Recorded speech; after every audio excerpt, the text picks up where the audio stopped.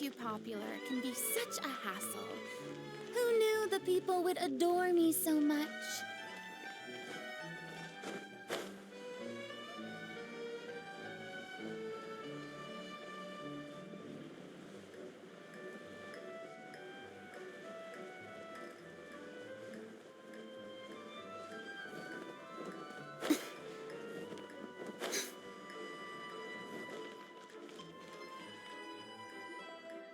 Hey, Catherine, it's us.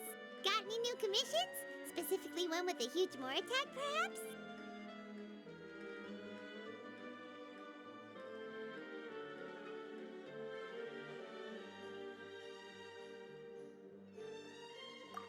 Paimon's just being enthusiastic. We're old friends now, she gets it. It's always a pleasure to see our two most avid adventurers again. Looking for the next challenge, I see. Actually, we do in fact have a rather urgent commission that is still open. Having read the details, however, I don't believe you'd consider it to be lucrative. Don't worry about that. We were just kidding. So what's the situation? To put it simply, the requester is looking for a temporary replacement actress for their musical. The original cast member ran into some issues and is currently unable to perform the role. But the troupe has also been experiencing some financial difficulties, so unfortunately they cannot afford to pay the replacement actress. That does sound like a tricky situation. So basically they're looking for a volunteer?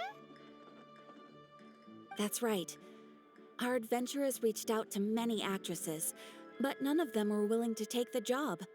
There are only a few days left until the performance. If they can't find someone in time, they'll probably have to postpone the show. And delays tend to create all sorts of new problems. Got it. Oh, this one's a doozy. What do you think, Traveler? Any ideas? Even if we took the commission, neither of us have any experience starring in musicals.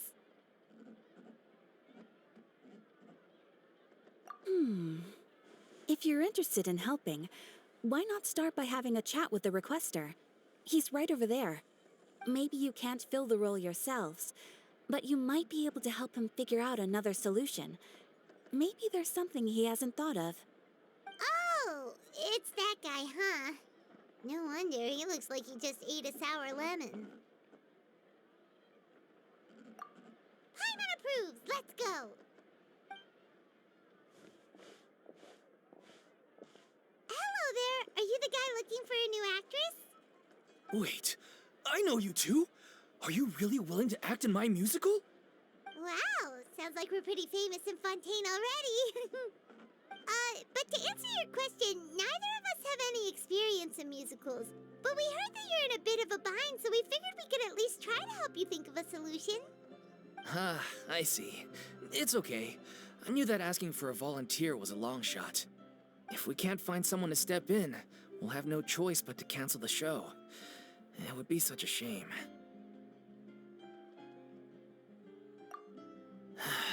That's the thing. We're not some high-profile theater troupe, just a group of amateur enthusiasts.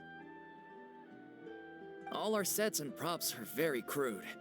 We're grateful enough just to get an audience, never mind ticket fees. If we had a way to make this profitable, things might have turned out differently. But now, it looks inevitable that we'll disband. Disband? You're splitting up the troupe? Oh, I guess the lady at the Adventurers Guild didn't tell you? Yeah, this is supposed to be our final show together as a troupe. One last show. And after that, we go our separate ways. So we were really hoping to end on a high note. Nobody wants things to just fizzle out. Not after all the time and effort we've invested into it. Yeah, the leading lady, in fact. She's been dealing with a chronic illness ever since childhood, and unfortunately, it flared up again recently. It really drains all her energy, so she's in no state to perform. The show just won't be the same without her. But for everyone else's sake, I still hope we can find a way to hold the performance on schedule. Got it. We have a clearer picture now. Let's see if we can come up with any ideas. What if we sponsored the show? Traveler, how much more are you carrying? Please, there's no need to go that far. I wouldn't feel right asking such a huge favor, and I can't promise that we'd ever be able to pay you back.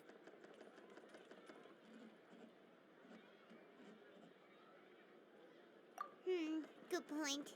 If the actress just goes through the motions for the Mora, that's not exactly rescuing the show. We should find someone who will put on the best performance possible. Oh, wait! What about... you know who? That's how you know we're the best of partners.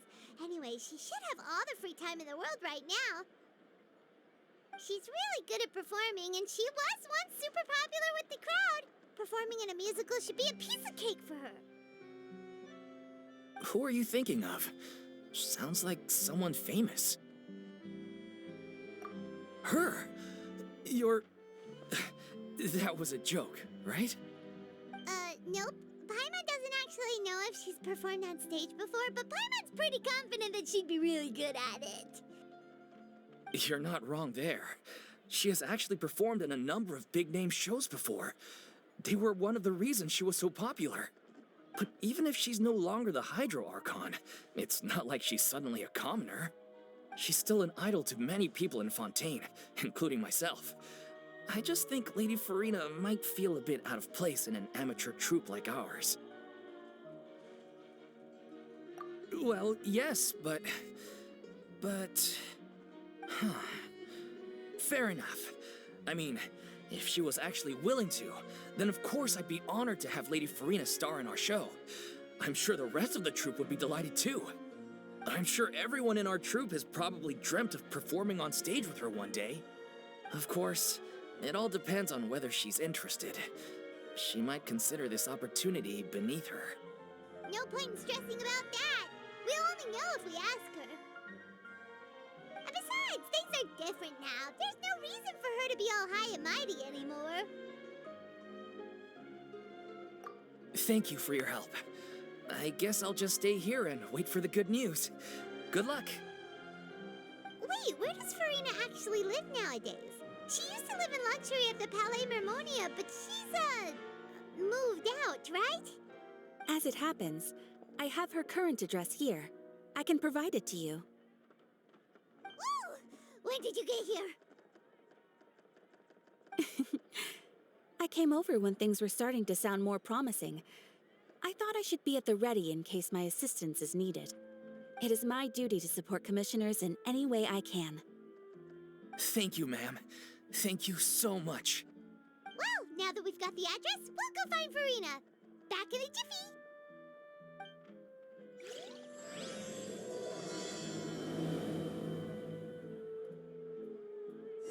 I can't believe they're seriously asking Lady Furina. Seems a little over the top. Try not to worry. May I pour you a glass of water? I see everything.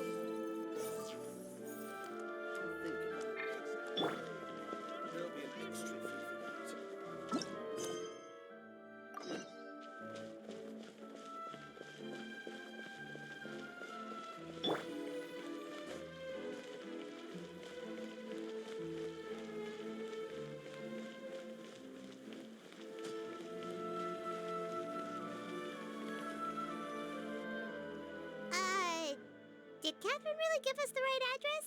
She lives here? Not that there's anything wrong with this place. It's just, a bit of a step down from the Palais Mermonia. You know, it's common courtesy to make sure the homeowner isn't an earshot when you're denigrating their abode. Ah! Okay, when did popping out of thin air become all the rage? First Catherine and now you? I was just out on a shopping trip. I ran out of macaroni, so I went to grab a few more bags. I used to have a much wider range of choices when it came to food, but now I'm finding that simple, traditional home cooking can be quite delicious too.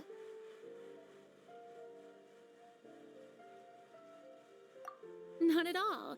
As long as you have different kinds of sauces in, you can have macaroni and tomato sauce one week, Macaroni and bolognese the next. Oh, sounds like you're really struggling to cope. How rude! Questioning my cooking skills. The audacity! It's not like I have a very eventful life these days. Actually, I barely leave the house. So I don't see how it's unusual that my meals are a little simpler now, too. Besides, I'm sure I could master dishes like la lettre faucilor or blubber profiteroles in no time, if I felt so inclined. Ah, there it is. You don't know how to cook. Not yet, maybe, but... Anyway, what are you even doing here? I do hope you didn't come here just to ogle at my fall from grace.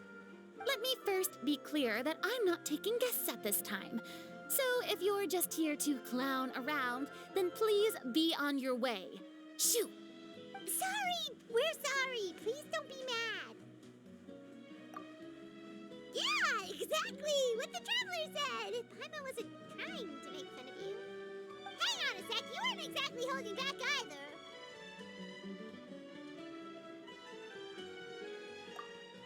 My help? Well, maybe you're forgetting that I'm no longer the mighty Hydro Archon. I don't even have a vision, you know. Don't worry, it's nothing that serious. It's just very specific, and you're the one with the power to help. Oh? Well, if that's the case, then fine. I'll spare you the lecture about your attitude just now. So tell me, what specifically makes this matter so specific? Ah, I see. I knew you couldn't have come all this way just to amuse yourselves at my expense. After all, I was once the brightest star in all of Fontaine, well-versed in all the various performing arts. A mere musical is well within my capabilities. But given the present circumstances, I'm afraid I must regretfully decline your casting request. How come? It sounds like this would be a breeze for you. True, but I have made a decision to retire from the stage. Although I am no longer required to play the role of the Hydro Archon, the time I spent inhabiting that character has left an indelible mark on me. Centuries of pretending to be a different person changes you completely. I'm not the same person I once was. Of course, that can't be undone now. It's too late, and I have no intention of reinventing myself all over again. But at least I can say that I no longer desire to play any new roles. Paimon can understand, but this is just a one-off part to fill in for someone who's sick. Surely that's okay. Whether it's a one-off or not, it's a boundary that I've committed to no longer cross. If I make an exception to the rule now, I'm just leaving a back door for myself, which would be the same as not having a boundary in the first place. So I'm not going to perform, and that is that. Okay, guess there's no convincing you. Well, is there anything else we can do to help out the troupe? Otherwise, they'll just have to disband without any fanfare. Do you know any other actors who might be interested in the role? Nope. Short and to the point, okay. I've never been great at maintaining relationships. Besides, anyone I've ever worked with probably couldn't wait to get rid of me. Since I'm just an ordinary person now, they'll probably just laugh in my face if I go asking them for help.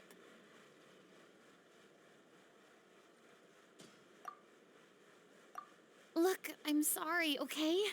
I'm sorry I drew a line in the sand without thinking about every possible grain on the other side. Well, is there anything else we can do? This performance really means a lot to the guy we're working for. Have I not made myself clear? You're barking up the wrong tree. I don't want this job, nor do I know of anyone else who would. Sorry. I didn't mean for that to sound so harsh. I wish I could help, really. But if I thought I had the answer to this problem, I would have said so by now. It's all right, Furina. Paimon just wanted to make sure we tried everything. Oh, everyone in the troop will be so disappointed. Yeah, I guess that's all we can do now. All right, then. We'll see you around, Furina. Toodaloo to you, too. I'm going home to take a rest now.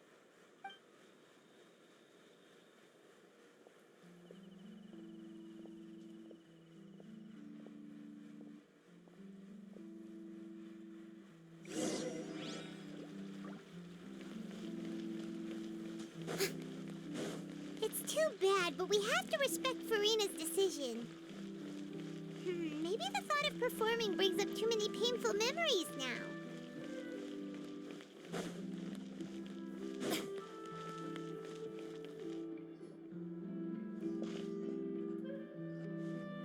Huh? What's going on? Are they arguing?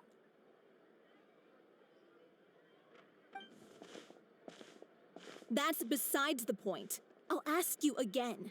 Why did you start looking for a replacement without my consent?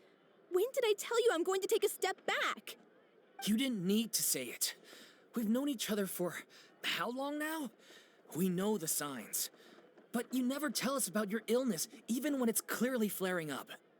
And that gives you the right to make a decision on my behalf? Shortly after you left, the troop's lead actress came to the Adventurers Guild. She believes that she's healthy enough to perform. Excuse me, but can you both take a moment to discuss something else for now? The adventurer assigned to your commission has returned. Sorry, I was just dealing with a little misunderstanding. So, how did your conversation with Furina go? Sadly, it's a no from her. We tried to persuade her, but she wasn't having it. She doesn't want to play the role for personal reasons. I see. Well, circumstances have changed a little, so maybe that's not such bad news after all. You see, our leading lady has just informed me that she's well enough to make it to the show after all. Staging the musical with the full original cast was always the dream, of course. Oh, right! Sounds like everything worked itself out then. Yeah, she'd be livid. We'd get the scolding of a lifetime. Jeez, is Lady Furina really so harsh with people? Only joking, calm down. So, guess we can consider this case closed now, huh? Despite the fact that we failed to complete the commission, we were still racking our brains for ideas on the way back here.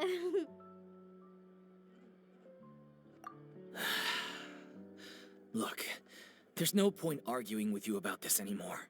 You've made yourself very clear, so I'll stop looking for a replacement. This is the last chance we have, though. If your illness flares up again, there won't be time to find anyone to replace you. So, are you absolutely sure you'll be able to handle it? The whole team is putting everything they have into this final performance. We have to make sure it goes ahead. Yes, I'm completely confident. I've been taking a new medication from the doctor, and it's working brilliantly. I'll definitely be able to tough it out until the performance day. I share everyone's desire to commemorate all our years as a troupe with a proper farewell show. So the last thing I want is to be left out. Every one of us thinks of this troupe as their home, myself included. You're right. I'm sorry. I let myself get too worried about the show. I should have asked for your permission first. All's well that ends well. Sounds like the show will go on.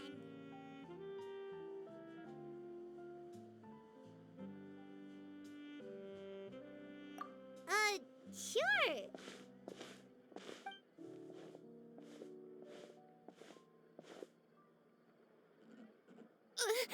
Hey, how did you... I was just passing by because I realized I forgot a couple of items on my shopping list.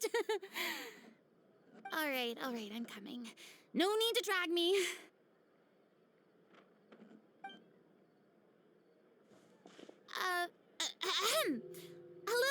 one and all. I couldn't help but overhear your conversation just now. Furina? Didn't you say you were gonna take a rest at home? What are you doing here? I was just ever so slightly concerned about the situation you mentioned. Yes, a teensy bit concerned, that's all. When you came to talk with me earlier, I jumped right to explaining my position and said some strongly worded things. And all before I even had a full grasp of the situation. Anyway, I just feel a bit bad about how it went down. I'm sorry, Paimon. Oh, it's totally fine. Paimon didn't take any of that personally. You really have a knack for asking the most uncomfortable questions, don't you? I felt very sheepish, having had a change of heart after flatly refusing you. And then, to make matters worse, you caught me. But in any case, it sounds like the issue has already been resolved. Yeah. When they said they were gonna ask for your help, I almost had a heart attack. I mean, how could we be worthy of having Lady Furina star in our show? There's no need to think like that, and no need to keep addressing me as Lady. Just Furina is fine. I was wondering, if this troupe is so important to all of you, why does it have to disband? If the difficulties are purely financial, then there must be a solution. You could put the shows on pause while you look for a sponsor, for instance. Everyone seems so devoted to the troupe. I'm sure if you keep chipping away, you'll find a way through. We all want to believe that, but some things are just beyond our control. Everything's been going downhill ever since we lost our director. She was the heart and soul of our troupe. She kept us going. Her name was O'Reilly, and she was the founder as well as the artistic director of our troupe. And tragically, she was a victim in this serial disappearances case. What? That's actually how I recognized these two. It was all thanks to their efforts that the true culprit was brought to justice. But still, no sentence can bring our director back to us. She was a loyal fan of your performances, Miss Furina. They were what first inspired her to get into musical theater. She rallied many people around her who were destitute or had lost their sense of purpose in life, and convinced them to join her troupe. She wrote her own scripts, acted on stage, and mentored each and every one of us. People loved our performances back then. We seemed to be going from strength to strength. Things were really looking up for us. And then disaster struck. Yeah. After that, the entire troupe fell into disarray. None of us know anything about script writing, let alone how to handle the business side of things. We've been doing the best we can. But despite our efforts, things are slowly but surely falling apart. It's agonizing. But ultimately, we'd rather end things now on our own terms than stick it out to the bitter end and watch all our dreams turn to dust. Oh. What a terrible waste. A gifted artist from humble beginnings who achieved so much and no doubt had much more to give. And then her life was so cruelly taken. I suppose it's fair to say then that this final show, besides being your farewell to the stage, is also your final gift for her? Yes, exactly. We all miss her terribly. Well, good thing I followed the traveler here. After hearing this tragic tale, I can no longer stand by and do nothing. Furina. I know what you're thinking, but I by no means plan to cross the boundary I've set for myself. Besides, they're no longer looking for a replacement anyway.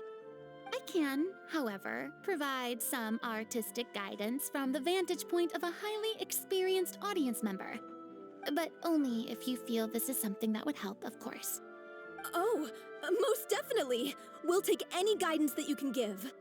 We unfortunately don't have any budget for a consultant, though. Will that be a problem? I don't need any compensation. All I'd ask in return, if you're willing, is that you tell me some more about the life and work of your late director. Something I've begun to realize since my departure from the Opera Epiclese is that there's a lot you don't see when you observe everything from on high. The law only judges criminal behavior and does not weigh human emotion. The court's verdict can settle the question of criminal liability, but what about all the unresolved emotions of the parties involved? What happens to them? An interesting answer. But if you ask me, I think all emotion shall ultimately return home to the heart and slowly settle with the passage of time. Take, par exemple, how this troupe pines for their late director. Things such as this I have never witnessed before, and so I should like to observe, perchance to understand. Still a fan of your old dramatic monologues then, huh? You just want to get back in on the action, don't you? No. This is a completely different situation. Pearls before swine. The name's not Swine, it's Paimon! Would you be willing to join me? Come on, take a break from adventuring to listen to a story.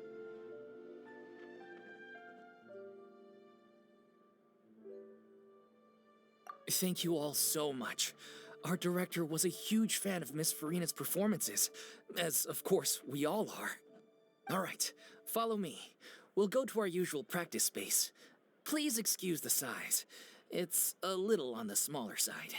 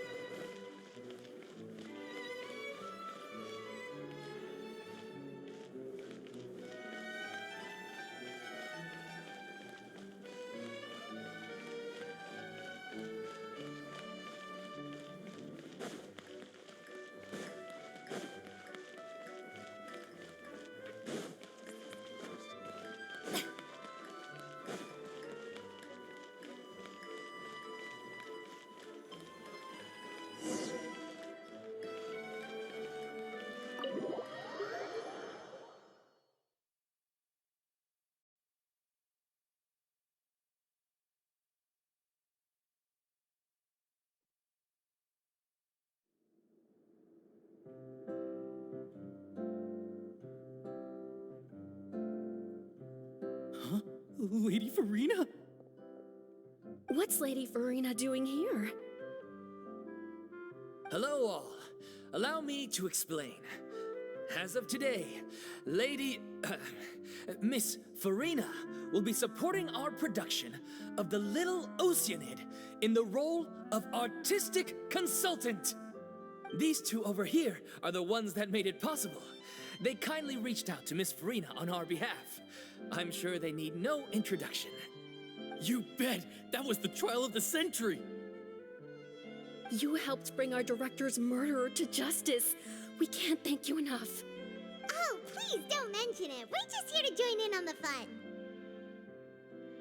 So, you were saying The Little Oceanid?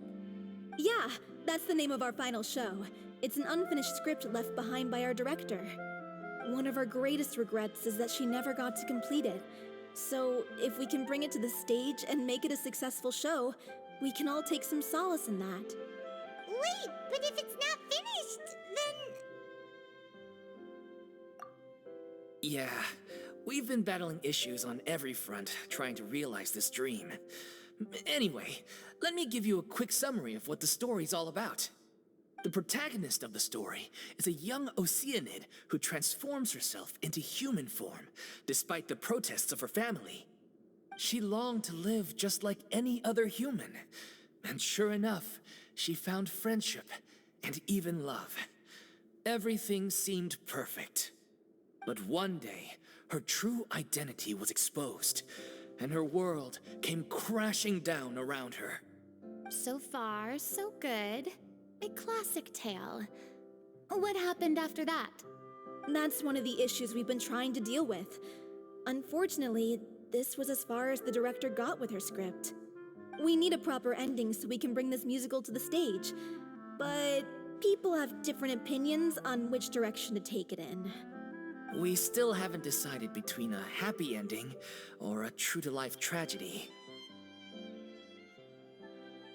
By true to life, you mean the director's sudden disappearance? Yeah, like they say, truth is stranger than fiction.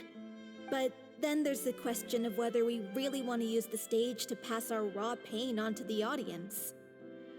Exactly. A lot of the time, people come to watch a show just hoping for some light entertainment. We have to consider their emotional stake in this, not just our own. And one last thing.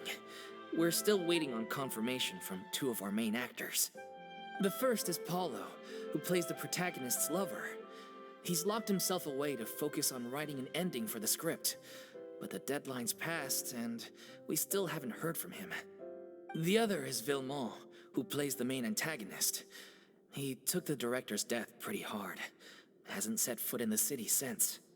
He did write to us, promising that he'll be there for the final performance, but we haven't seen or heard from him since. So we're not really sure what to make of that. Huh. Although, now that we have Miss Furina helping us, maybe we should take the opportunity to get everyone back together. What opportunity? What do you mean?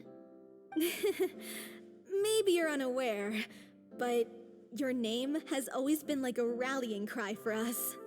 Our director was constantly singing your praises. All of us look up to you as a role model. Oh, stop! You're making me all flustered. Although, not in a bad way. I suspect the reason they're dragging their feet is that they have their doubts about whether the show will really go ahead, considering all the issues you've been facing. But one by one, all the obstacles are being removed. Now is the time to rally the troops. Makes sense. Okay, priority number 1, let's check in with Paulo and see where he's at with the ending. He went back to Poisson a few days ago, said that staying in a friend's home might help him to relax and escape the feeling of isolation. I thought the last thing his friend would want right now would be to take visitors, given that Poisson was flooded not too long ago. But I guess it's the opposite. A friend in need and all that. Yeah, maybe he could use some company. Poisson? Nothing. I suppose my presence will be indispensable if we are to restore his faith in the show. So, allons-y. To Poisson!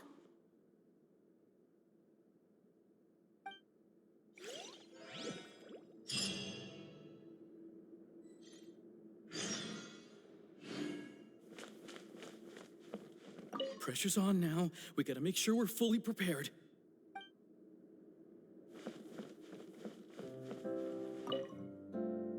You're off to Poisson to find Paulo, right? Have a safe trip. We'll take care of the troop while you're gone.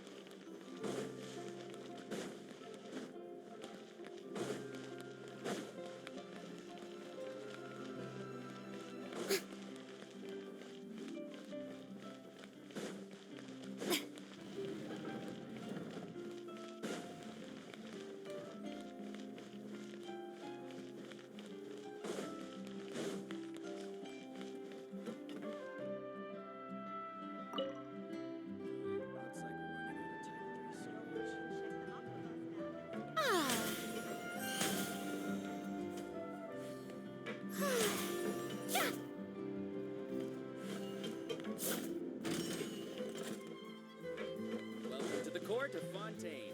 May I present?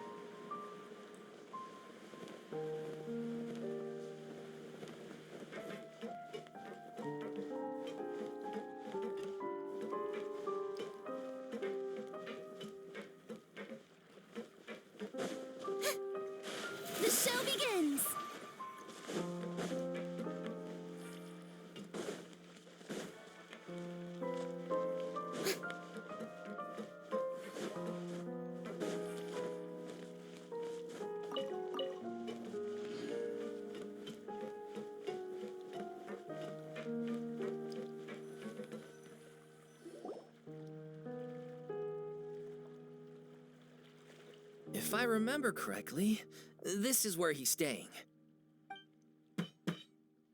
Who is it? It's me. Is the script ready? You came all the way here for that? All right. Forget that for now. Just come on out. We've got some great news. Nice try. Look, just give me some time, okay? I'm just wrapping up this last part of the script. I'll be out once I'm done. Okay then. Looking forward to your masterpiece. So, as expected, he's missed the deadline. The ending is one of the most important parts of the show. Even once he's done, it isn't final until we've all had the chance to read through and make sure we agree on it. Someone told me they'd just seen you in Poisson. I assumed it was a case of mistaken identity, but sure enough, here you are. And Furina, too. I was wondering if we might run into her. So, you're here for Paolo? Looks like he could be a while, so feel free to take a stroll around town in the meantime. I've made all the arrangements already. Oh, it's okay. We can just wait here. Thank you for being so considerate, Miss Navia. That sounds wonderful. We'll take that stroll. Get over here, you! How oblivious are you? How are things in Poisson now? Any better? Things are on the mend, but it's a slow process. Some people may never recover from the trauma they experienced. I'm sorry to hear that. I wish there was something I could do. Please, must our conversations take such a depressing turn every time we meet? We all have painful memories, but we don't have to let them cloud everything we do.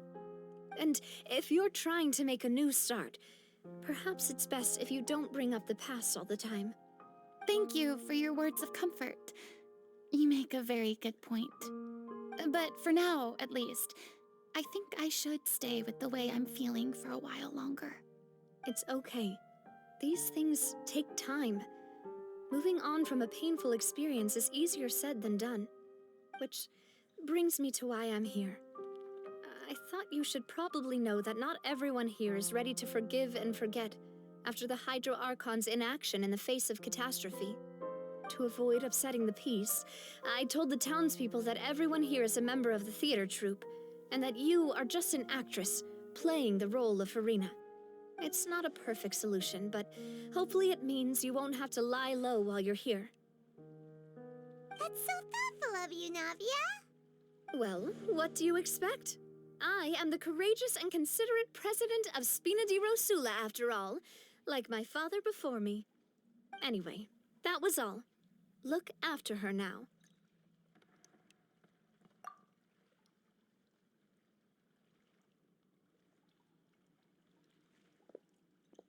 Off we go then. Let's take a look up there. I don't have any friends that I can be frank and honest with, so maybe she's right. You're the closest thing to friends that I have.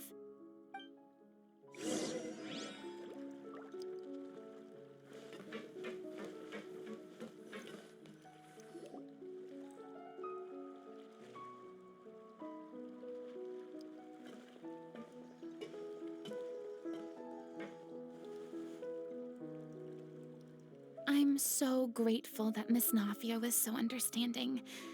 To be perfectly honest, I didn't know if I was ready to meet her.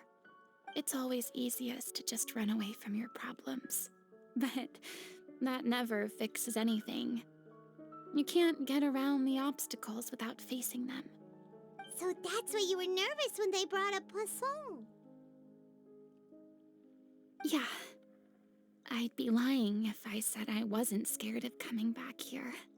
Still, I felt it was something I had to do.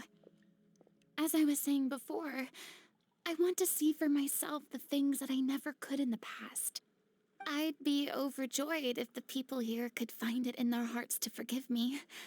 But they're more likely to unleash a tirade of vitriol against me, which, of course, I completely understand and accept. Yeah, I can tell people are watching me.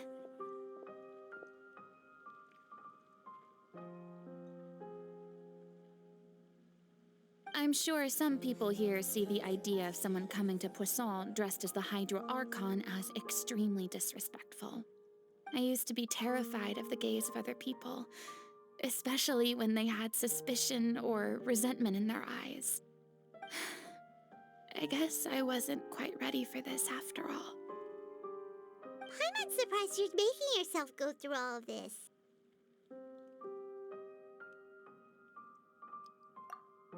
What do you mean by that? You expected me to just keep running and hiding from my responsibility forever? Look! There seems to be a crowd gathering over there. Probably time we made a move. How about we check out Spina di Rasula's ship? We should have a view of the whole of Poisson from there.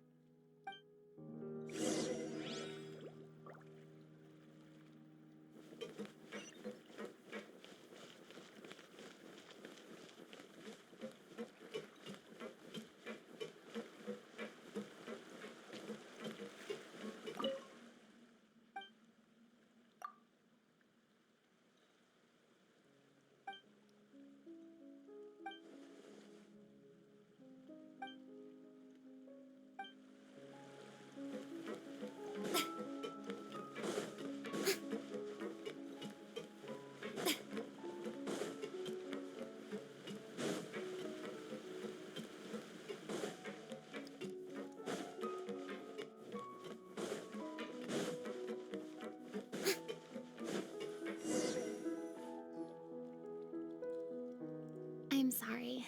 You probably just wanted a relaxing stroll, and here I am dumping all this heavy stuff on you. We don't mind. It's actually refreshing to see a different side of you. Great. Well, I appreciate your company, so please don't disappear just yet. I don't know whether you can tell, but the years of suffering and loneliness aren't the only reason I have a hard time facing up to who I used to be. As I stand here by the ship, I can't get the images of the rising water out of my mind. One after another, people were taken by the water. All those treasured lives and memories washed out of existence in an instant. They thought their god would protect them. They had absolute faith that when disaster struck, a divine power would save them from harm. And all the while, I played my part to perfection to convince them that was true. But then the floodwaters finally came, and the Hydro Archon did nothing. You shouldn't look at it like that. You were only doing your duty. I've had to go through so many moments like that for the sake of protecting the truth. As time went on, it got harder and harder to bear, and I became more lonely and isolated. Eventually, I realized I had nothing left except the truth. I became terrified of completely failing in my task, and was haunted by the thought of being left all alone, weeping on my throne. Fortunately, we were able to avoid the worst-case scenario thanks to the help of heroic individuals such as yourselves. Everyone rose to their responsibilities, and I finally regained my freedom. But on some level, freedom also means no longer being needed. I have no further use to people. Paimon would have never imagined you'd see it that way.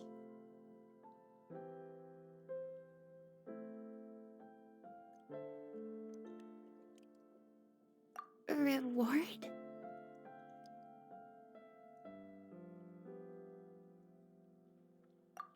I guess so.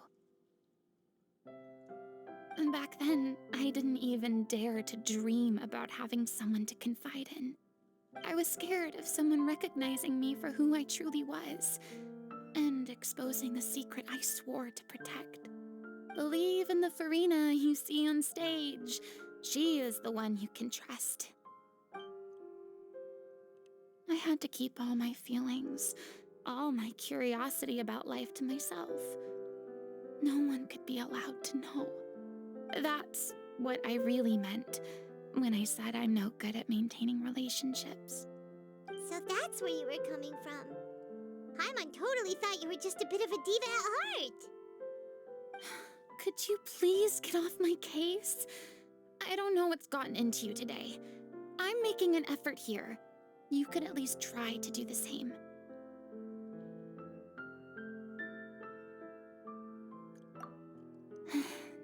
I do.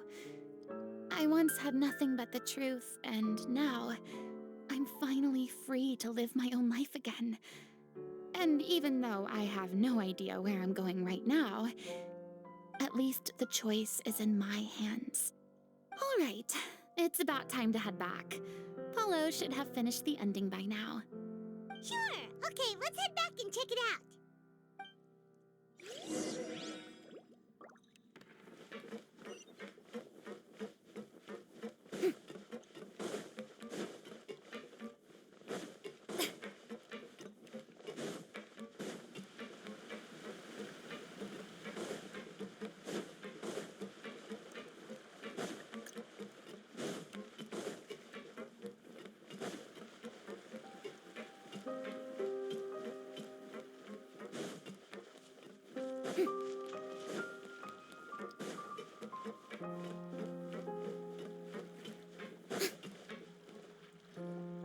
Didn't you say you needed to watch what you eat?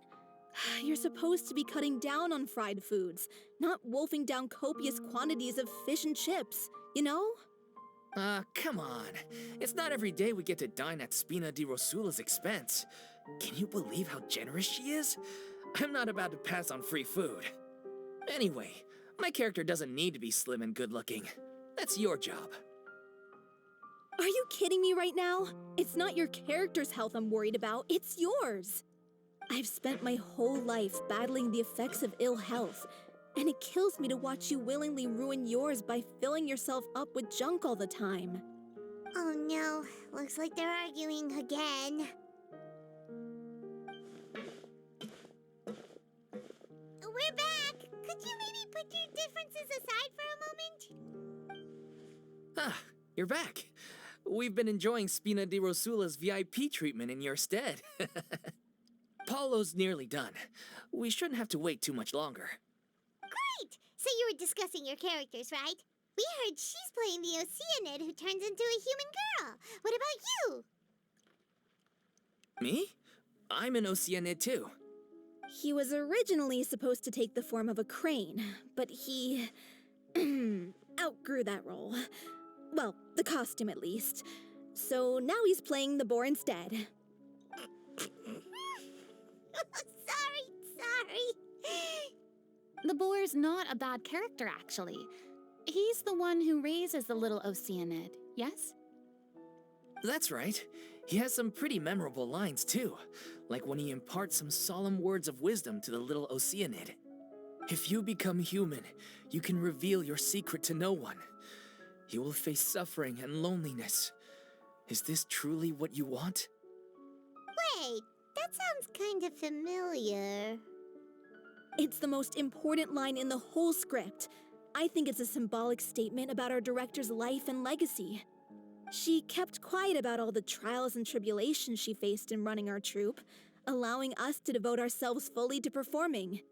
It was only after she was gone that we realized how tough her job really was. You mentioned earlier that the troupe is like your home. Yeah. I was born with an incurable illness, and once my family found out it couldn't be treated, they decided they didn't want me anymore. I spent some years taking whatever work I could find and trying to manage my illness with various medicines.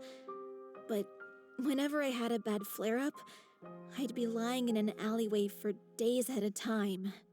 It was like that until the director found me one day.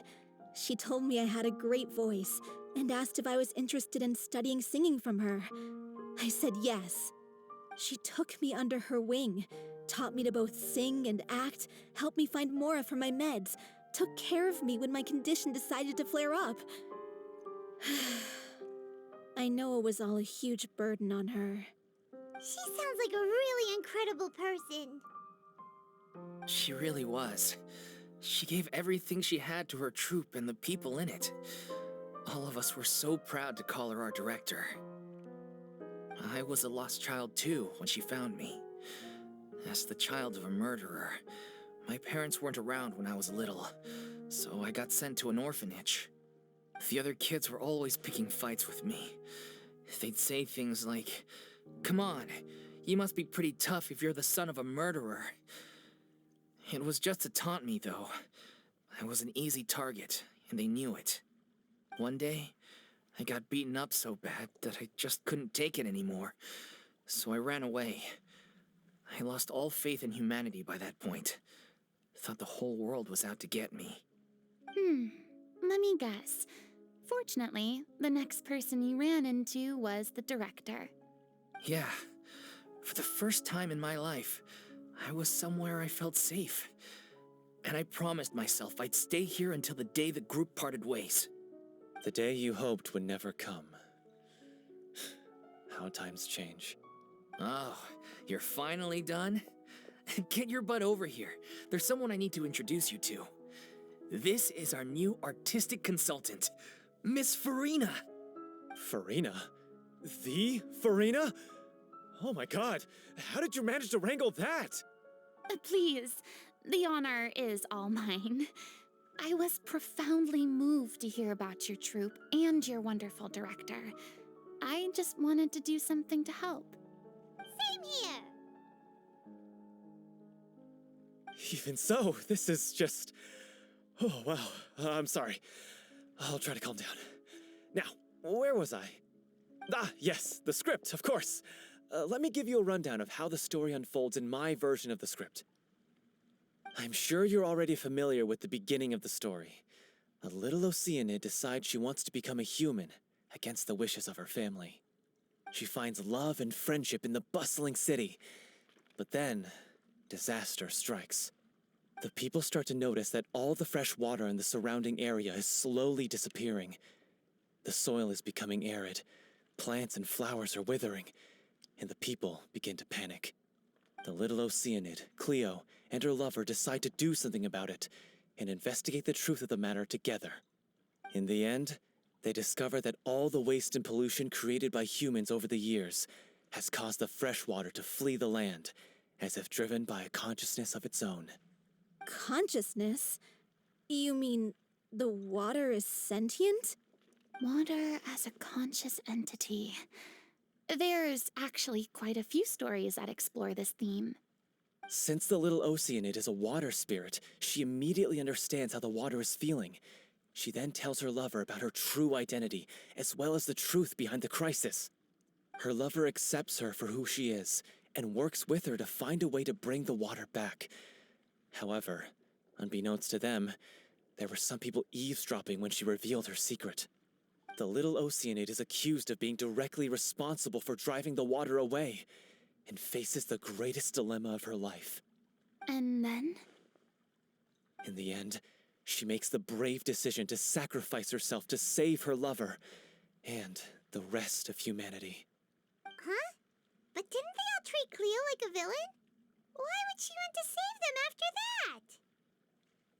Well, she mainly wanted to save her lover, plus everyone who'd stood up for her.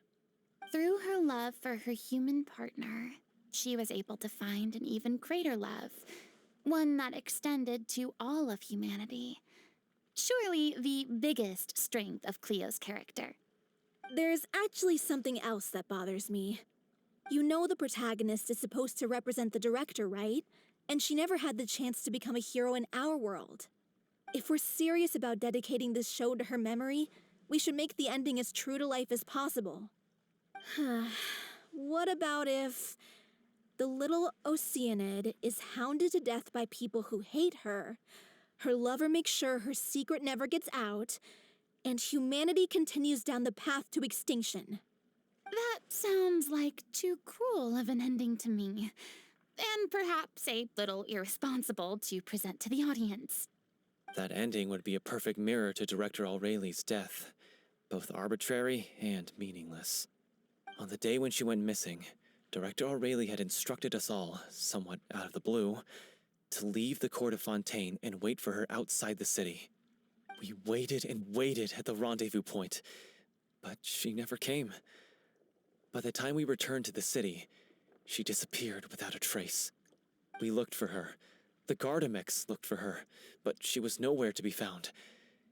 Increasingly, all the signs seemed to point to her being the latest victim in the serial disappearances case. The director was the kindest soul in the world. Yet she was senselessly sacrificed for the sake of a so-called experiment by someone who had nothing to do with her at all. But doesn't the way she suddenly told you to leave the city suggest that maybe she had some sense of what was about to happen? It almost seems as if she was moving you to safety. I've been trying to follow up on that ever since, but all my efforts so far have turned up nothing. Villemont might know something, but he won't open up to me. Villemont? The one who's playing the role of the villain? Yeah. He's been overwhelmed by grief. I think the director's death hit him hardest of all. Grief? Guilt, more like. Also, I have a hard time imagining that anyone took it harder than me. Because, well, speaking of the play being true to life, I was deeply, madly in love with O'Reilly. What? You kept that one quiet. It's time to be upfront with you all. No more keeping secrets from each other. We'll never be able to agree on the ending if we can't be honest about how we feel. I did tell her how I felt once, but she turned me down pretty much straight away.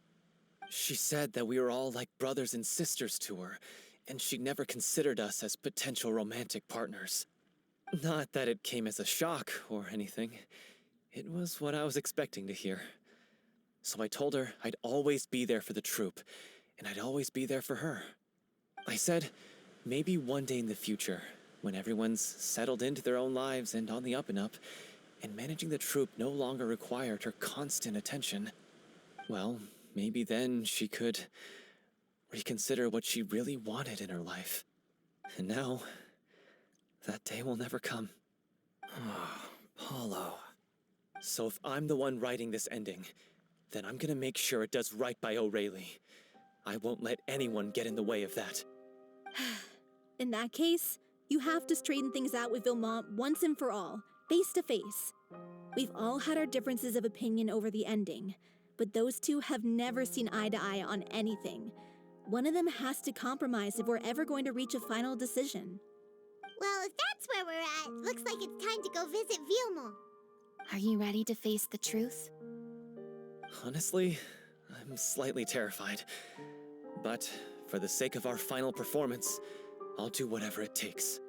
Funny you should ask, though. You really do get what I'm going through right now. I certainly do.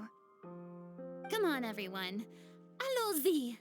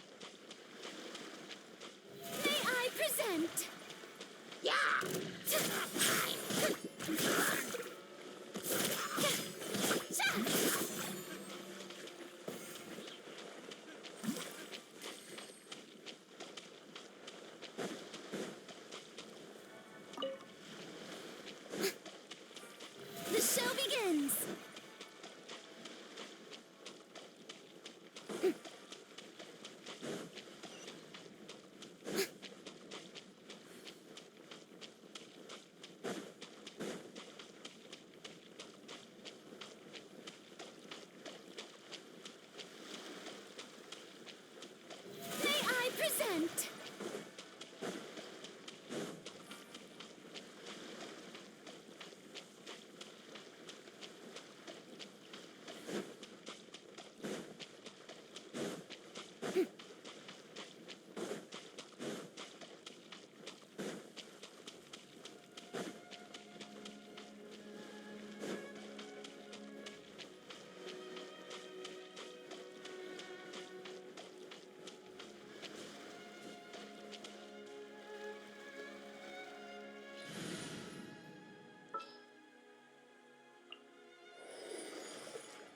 Take heart. Victory will be ours.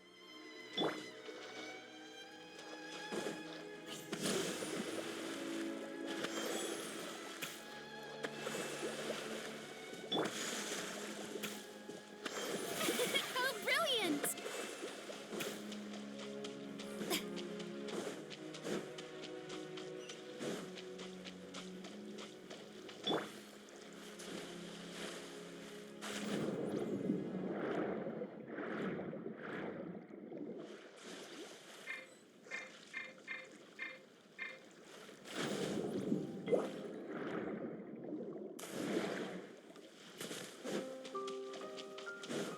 May I present?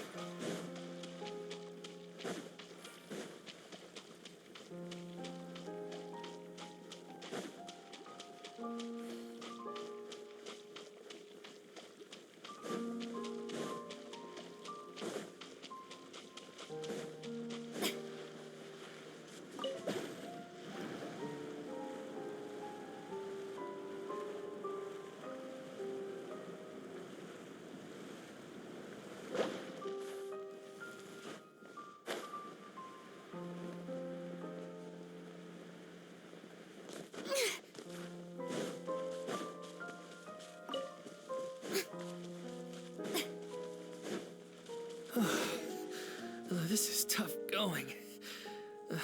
Delphi, are you sure you can manage in your condition? I could ask you the same question. Try to keep up.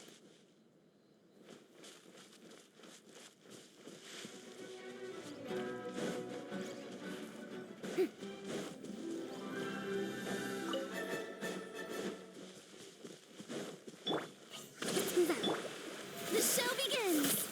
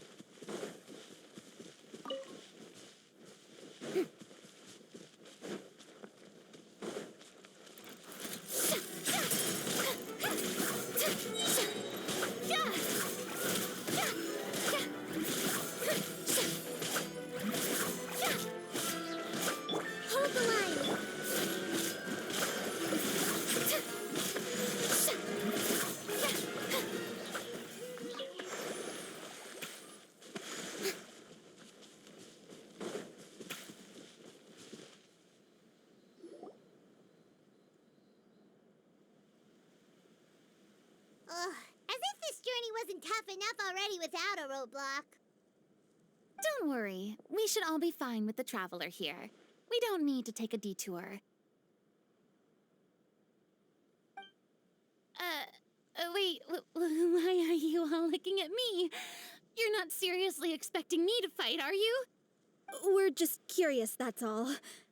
I don't think anyone's ever seen Furina in a fight before. Yeah, but don't you remember why?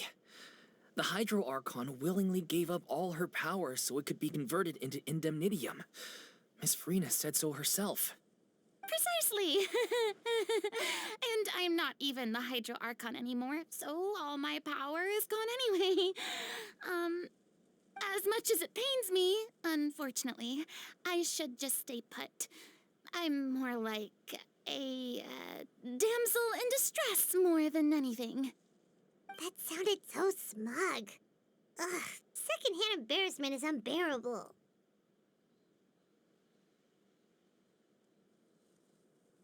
C'est la vie indeed.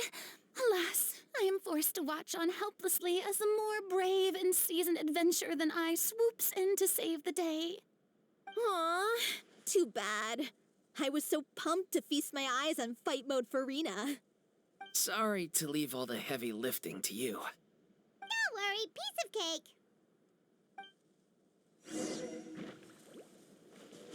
Allow me. How dare you! I see everything. Shine down! May I present? Time to shine!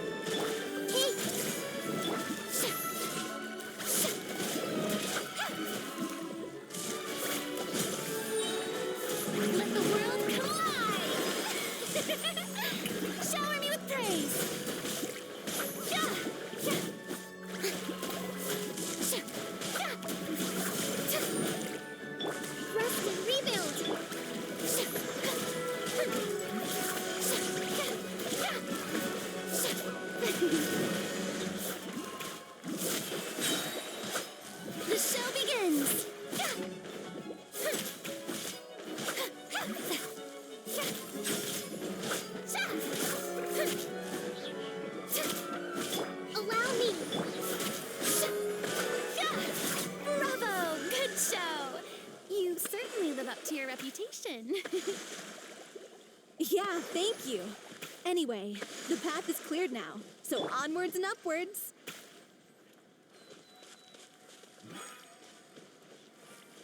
Rest and rebuild! May I...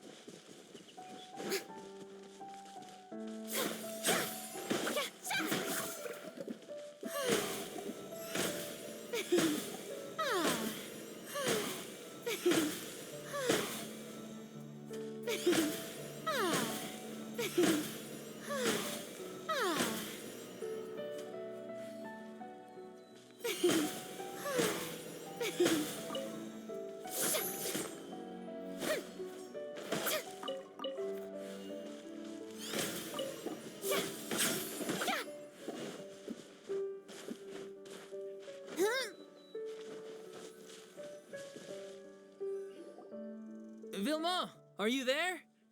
Huh? Oh, it's you guys. Wait, what's Lady Furina doing here? I can explain. We've been rounding up the whole troop. We now have everyone except you. So, you think knowing the truth about the director's disappearance will help you write an ending to the script that pleases everyone? I care just as much as everyone else about making the little Oceanid a success. That's why I wanted to wait until after the show. If I open this can of worms now, I just don't want to make things difficult between us. We're supposed to be a unit when we're on stage. Vilma, avoiding the truth will not help anyone. Unless you mean to suggest that Aurelie's death had something to do with you. I don't want to talk about it. Listen, Vilma. I used to think that my love for Aurelie was a point of shame. I never brought it up to anyone. But now, I've made up my mind to put it all on the table. I'm prepared to face everything, to sacrifice everything for the sake of the show. The little Oceanid cannot be complete unless we do justice to Aurelie on an emotional level. This is why people think of you as not being the smart one. As you all know already, the troupe was kept afloat not from ticket sales, but donations from the audience. Of course, that was nowhere near enough. We took on side jobs when we weren't performing, but even then, the troupe's financial situation was pretty dire. So, anyway, one day after a show, a merchant came to me and offered us a huge sponsorship. In return, we just had to provide the audience with their drinks during performances. It seemed like a win-win, so I said yes to it on the spot without consulting the director. It was only when the merchant came to deliver the goods that I realized the drink in question was synth. Isn't that the drink peddled by the culprit behind the serial disappearances case?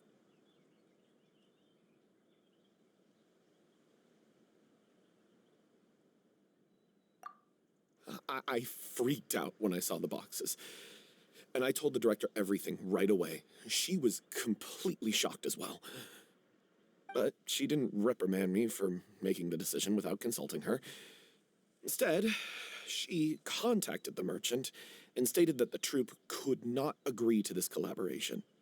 The merchant was furious, berated us for going back on our word, and threatened to sue us for damages. The amount was astronomical. There was no way we'd be able to pay. And then?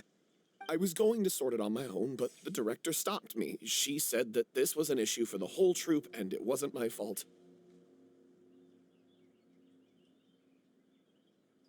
But things only got worse from there.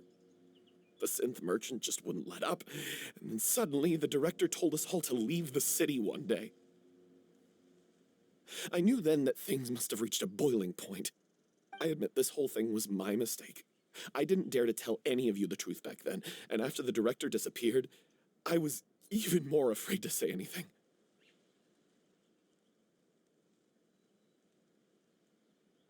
Yeah, I got Aurelie killed. There, I said it. Happy now? Hey, don't say that. You traitor! You knew Aurelie was in danger. Why in God's name didn't you tell us? What do you mean, you were afraid? This was a life and death situation. We could have saved her! How could you be so stupid? Please, try not to get too worked up. Yeah, listen to him. You need to stay calm. Stay calm? How can I stay calm? This guy got Aurelie murdered. She was the love of my life! And he has the gall to try and high-road us, claiming that he kept his mouth shut for the sake of the show! How about taking some responsibility for what he's done? All I can say is I'm sorry. Truly. I wanted to apologize to everyone in the troupe, but that won't bring back the director. What good is my apology now? I'm just a coward who made an awful, terrible mistake that I can never take back. Beat me up if you want. Kill me if you prefer. It's what I deserve. End my life. So I can meet the director and apologize to her in person. Get out of my sight! Go! Get lost! I don't ever want to see your face again! That's enough! You've screamed and shouted at each other for long enough. Now pipe down, both of you! Can you stop conflating the show on stage with your real-life relationships in the troupe? You keep saying that you want to use this final performance to pay tribute to your director and celebrate her life. How can you do that if you're just using it as an excuse to vent your own emotions? You're right. I'm sorry. On stage, the lead role is the focal point of the audience's attention. And you're all used to seeing the director as the heart of the troupe. But in her own life, her greatest desire wasn't to be the center of attention. I can tell how much she loved you all, and how much she loved the troupe. What she wanted was to build a warm home for all of her brothers and sisters. To shield you all from the storms that rage in the world outside. That's how you should remember her. And that's what you should be celebrating. I understand why you're trying to make her the hero of the story, but isn't she your hero already? After everything she did for you? Yeah. So think hard about what that means. And then think again about what you hope to achieve by arguing with each other. If you really hate each other and can't reconcile your differences, then you could just call it quits now. Why bother with the final performance if the group is already fractured? But you can't bring yourself to do that, can you? You care too much about Director O'Reilly and the home she built you all to let go. What are you laughing at? I don't see what's so funny. Sorry, I didn't mean it that way. It's just that, for a moment there, it felt like our director was back with us again. If she'd seen Paulo and Vilmont at each other's throats like that, she would have scolded them exactly like you did, in that same stern voice. Really? But she sounded like such a gentle person. Of course she was. Even her harshest lectures came from a place of kindness, and it showed. She really was a truly outstanding person. What you said, it really puts everything into perspective. I'm truly sorry. I really meant for this to be a genuine apology, but I ended up making it all about me and my self-pity. It's all right. Let's save all this for after the performance. So, the ending. What are we gonna do about it? Clearly, everyone needs to take a step back for now and reflect on what really matters. When emotions are running high, things get lost in the fray. The end of the story needs to focus back on O'Reilly herself. She's the true star of the show. What do you mean? The Traveler is right. You once investigated that underwater synth base and recovered items belonging to the victims. If you could find anything that O'Reilly left behind, perhaps we can get a better sense of what she went through in her final days. You really think that's possible? I trust that nobody would object to the ending of the story being based on O'Reilly's true feelings. No. Well, we'll leave this in your capable hands. Come, let's pay a visit to the Palais Mermonia. The rest of you, head back to the rehearsal location for now, and wait for our good news.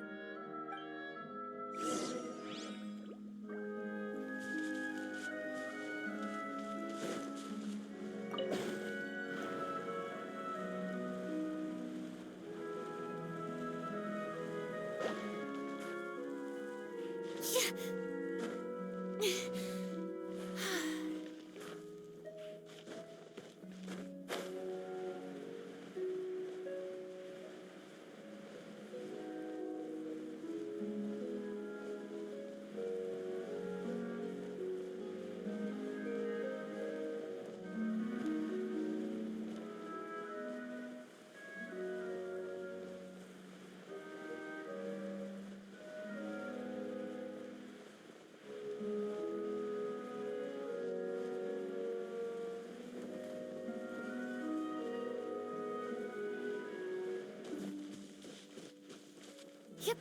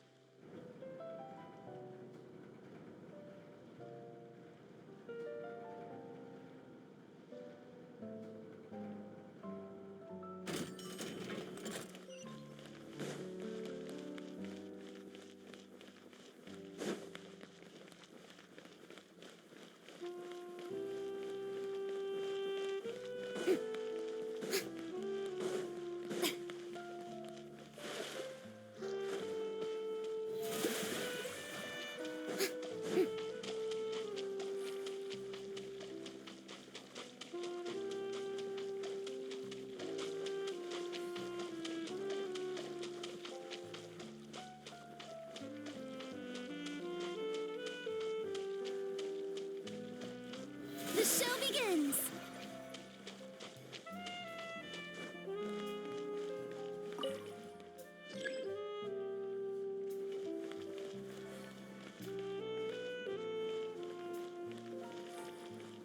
Welcome to the court of Fontaine. Please watch your step.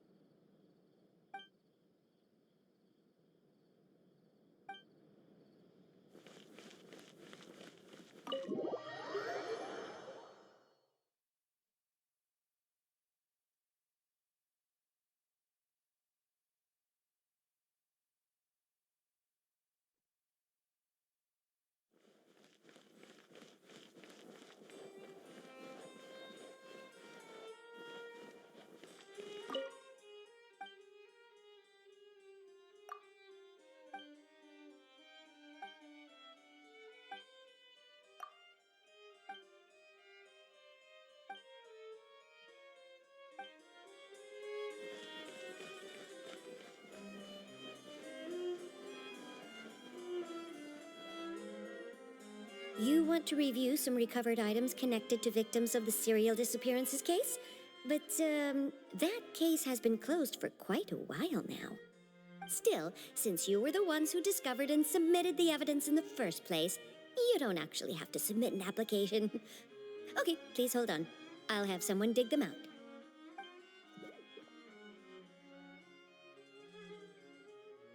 So, this is all O'Reilly left behind. Just whatever she was carrying on her person and this tattered old notebook. Hey! It's full of script lines! And sketches too! Looks like they show where the different props should be placed on stage. Let me take a look. Maybe there's something in here from after she was kidnapped. Aha! I found something. To whoever discovers this diary. Let's see. Looks like she kept a detailed record of her captor's actions. She even mentions the truth behind the experiments on dissolving young women. If we'd had the chance to examine this notebook carefully back then, it would have been a conclusive piece of evidence proving Vachey's guilt. Vachey took so many lives. It's still so unthinkable how many victims he had. I guess O'Reilly must have written all of this down in the hope that her records would one day be of use to investigators. Wait, it cuts off. Her handwriting here gets patchier and more illegible by the line. She probably didn't have much strength left. Her final words are... I'll let you read them for yourselves.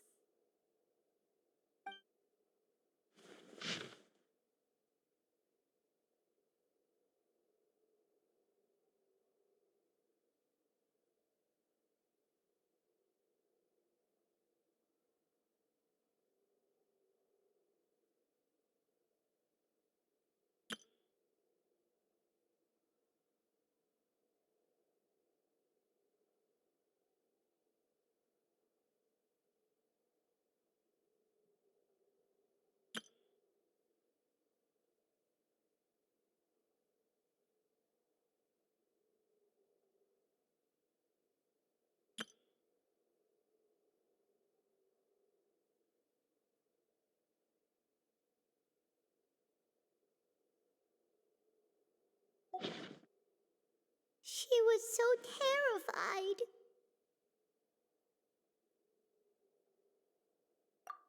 She may have been a mighty hero in the eyes of her troop, but at the end of the day, she was only human. I can't bear to think how painful and lonely her final days must have been. Wait. This part on the last page sounds strangely familiar.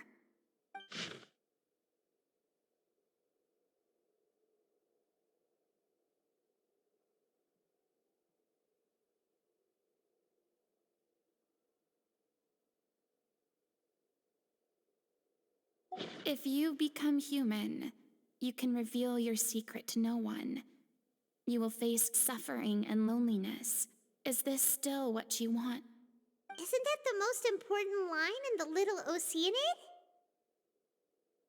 Because I am an older sister to them. Oh. So she didn't regret her decision. Even as she sat in silence, waiting for death to come. I'm sure this is what the troop would have hoped to hear as well. She had their utmost trust, admiration, and love, and she truly deserved it. Let's go. It's time for them to learn Director O'Reilly's final thoughts.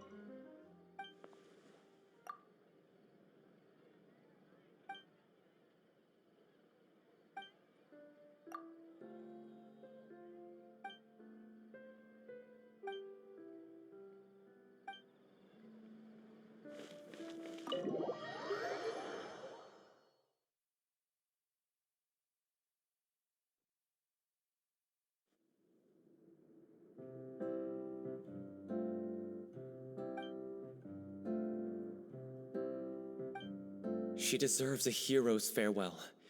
If that's the only way to convey to the audience the courage and selflessness that she showed in the face of death, then it's a meaningful way to end the story.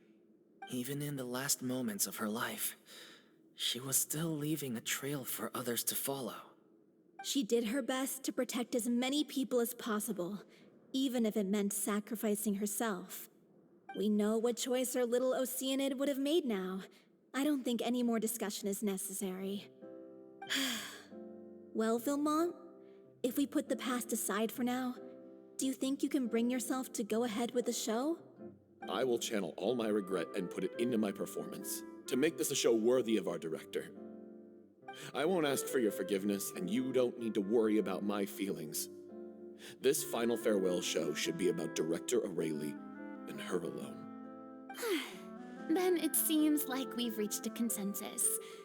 I have a feeling that this will turn out to be the most mesmerizing performance of your lives. Really? How can you be so sure when you've never even seen them perform before? Don't underestimate my experience. After watching a countless number of musicals, I've learned one important thing. If you want to move the audience with your music, you must fully commit and immerse yourself in your role, pouring all your emotion into your performance. And aren't human emotions, love, hate, regret, and hope, just the most mesmerizing things in this world? I don't believe anybody could be more committed to bringing this story to life on the stage than they are now. Thank you for the vote of confidence, Miss Furina. And thank you for supporting us through all this. Then, let's not delay things any longer. We need to discuss the details of the ending and get it nailed down once and for all. Actually, before that, I'd like to make a proposal. During the curtain call, please allow me to use the director's name instead of my own. Huh? But then... After all, this role was originally meant to be played by the director. I'm just filling in for her. Besides, a role commemorating her life should be associated with her name. Well, if you're sure you're okay with that, I have no objection to it.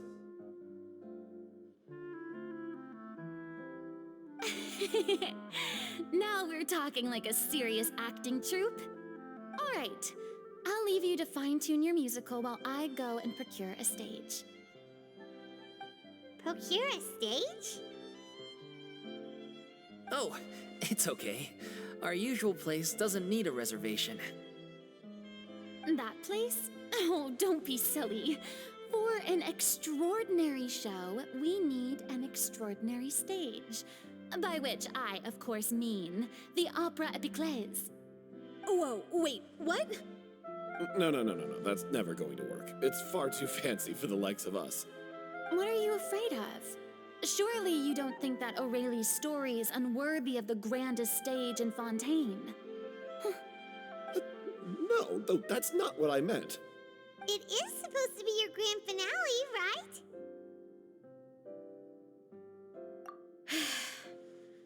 I have no problem with it then. How about the rest of you?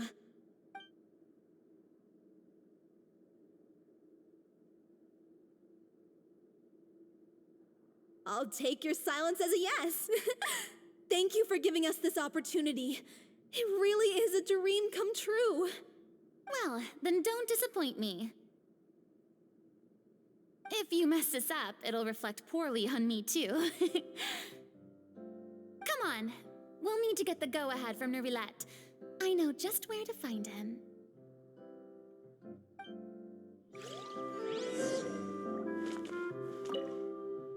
First Miss Furina, now the Opera Epiclese? If only the director was still with us. Hey, come on. There's no point in dwelling on that now. We have a lot of work to do. Yeah, you're right. Now's not the time to get all melancholy. During the final scene, maybe we should stop the music just before Cleo takes the stage?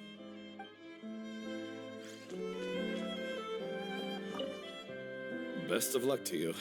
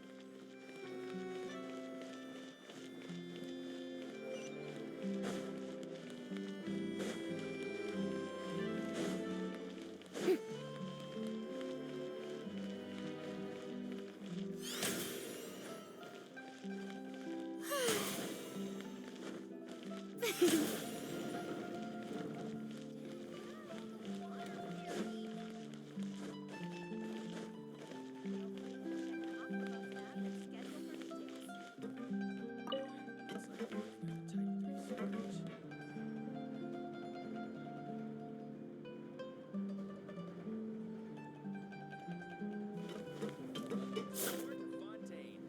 Please watch your step.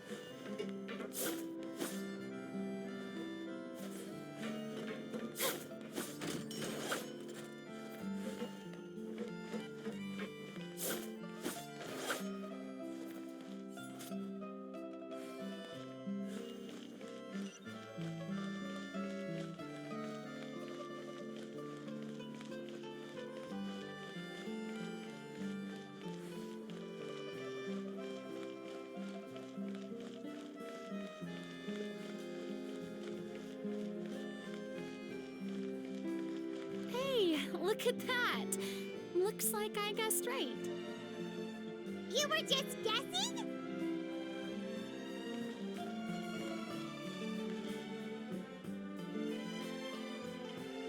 I knew you'd be here. I'm here merely for a short break. It has been a while, Miss Furina. And you too, Traveler in Paimon. What might I assist you with today? I would like to book the Opera Epiclese for an event. You see... I understand. The process for booking the Opera Epiclese is complex and can be somewhat cumbersome. But given that the request is coming from the three of you, I see no reason to make things unduly difficult. The story of the little Oceanid is most fascinating. I'm looking forward to seeing it performed on stage. I will say, however, that I am surprised to see your passion for the performing arts rekindled after all that has happened. Huh? What do you mean? Do I look excited? Yes, and this is the first time that I've seen you like this since your departure from deityhood. At first, I just felt bad about rejecting them, so I wanted to learn a little bit more about their situation. But one thing led to another, and... well, here we are. In the past, we sat in our high chairs in the court, giving our opinions on isolated cases, all while knowing very little about the human stories behind each and every one. Maybe it's because I finally become an ordinary person and gained my freedom, but I've developed a great sense of curiosity about their lives. I am truly delighted to see you find a new lease on life. Now that you've regained some confidence, have you had any thoughts regarding a return to the stage? Why would you suddenly ask a question like that? Well, if the little Oceanid turns out to be a great success, it will no doubt become a classic. Many theater companies are certain to add it to their repertoire. The experiences and decisions of the protagonist, Cleo, are all modeled after your own. Naturally, this makes you eminently suited to playing the leading role. It would truly be a shame if you did not take this opportunity to allow audiences to enjoy your outstanding acting talents once more. Haven't I already made myself clear? I won't act or perform in any role ever again. No exceptions. Nor do I think it is any great shame. There is no lack of fine actors or inspirational stories, either on or off the stage. This experience is a case in point. I feel like I've learned a lot, and it has already been well worth the price of admission. I must admit, though, I'm a little envious. They're quite fortunate to be able to bid farewell to their past in such a magnificent manner. I see. Well, I'm glad to learn that you have found a role to play that you enjoy, be it on the stage or not. I sincerely hope the show will serve as the grandest of finales. I will have my staff book the date and mail the relevant paperwork to the troupe once the details are confirmed. Thanks, Nervalette. You are very welcome.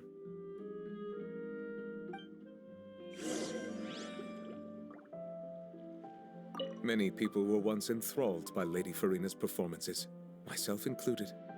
I hope that one day she'll be able to understand that our appreciation was always sincere.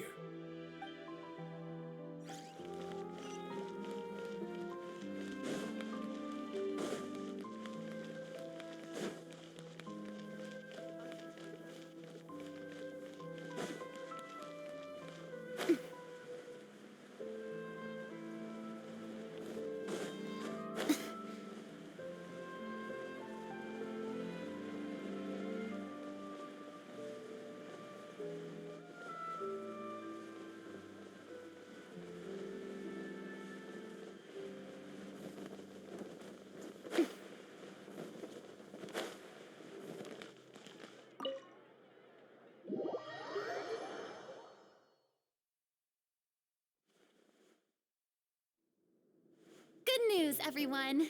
It's done. The Opera Epiclese is booked. Thanks to my eloquent and impassioned speech, Monsieur Neuvillette was moved to provide us with a fitting stage for this special performance. We've had to fight every step of the way for this opportunity, but we now have all of the ingredients necessary to stage a truly spectacular performance. A touching story, a magnificent venue, and last but not least, a passionate and dedicated cast. Now, let's work together and make this show the best it can be. This is truly wonderful. The sooner we can finalize the ending, the more time we'll have to rehearse. Fiamma and I just went over some parts of the script and tweaked a few things. I think it's really going to resonate with the audience now. Wow, you two had a constructive conversation? That's great! Oh, communication is vital to any good performance. Look at us. We've come so far. I never could have pictured this scene a few days ago. It's amazing! Even though Furina's still being a bit of a drama queen about it all, she's really fired everyone up! Please feel free to give us any comments or suggestions you have. We really value your input. Hey, Loic, get over here. Time to practice the opening number.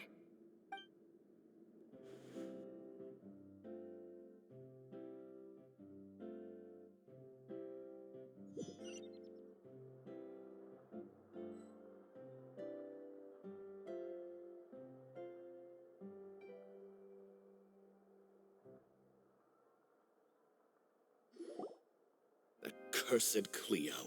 She stole the waters of life from us. She's a fraud, and she must pay for her crimes. This has nothing to do with her. The ignorance and hatred of our people is to blame. How can we hope to win back the water's favor if we don't change our ways? This guy could be useful. Take him hostage. If Cleo wants him back, she'll have to show herself. Leave this place, oh little Oceanid, and never, ever look back!